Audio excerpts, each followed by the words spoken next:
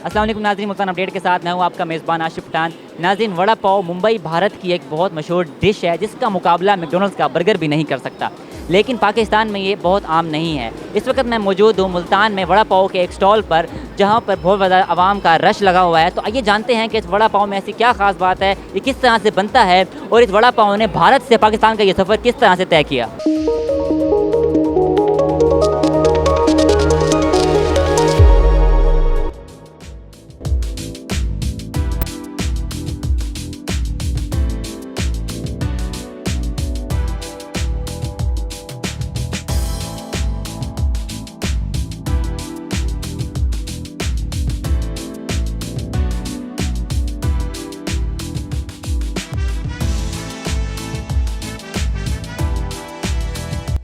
इस वक्त हमारे साथ मौजूद हैं जिन्होंने ये स्टॉल शुरू किया है। तो आइए जानते हैं इनसे कि इन्होंने किस तरह से शुरू किया, उनको किस तरह से इसका आइडिया आया। अस्सलाम वालेकुम। वालेकुम सलाम। आपका क्या नाम है? मेरा नाम मोहम्मद उमर।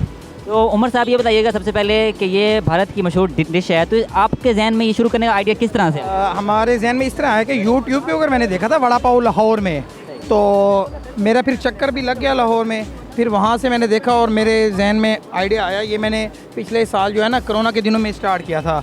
तो आपको पता है उस वक्त जॉब से उनका मसला जा रहा था, तो फिर आइडिया आया। शुरू में शुरू किया तो सबसे पहले अवाम का रिस्पांस किस तरह से आया? अल्हम्दुलिल्लाह, मैंने जब स्टार्ट किया था तो मेरे दिल में ये चीज़ थी कि नई चीज़ है, किसी ने यहाँ पर मुल्तान में अभी तक ट्राई नहीं की।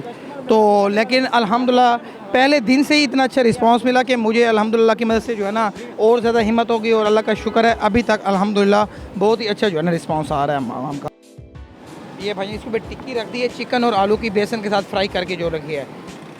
इसके बाद अब मैंने चिली गार्लिक सॉस डाली है। अब मैं ये क्रम्स डाल रहा हूँ इसके ऊपर। क्रम्स के बाद इसके बाद होगी मायो मस्टर्ड। उसके बाद ये मिंट सॉस आ जाएगी। लास्ट में इसमें भैया इसका आएगा मसाला।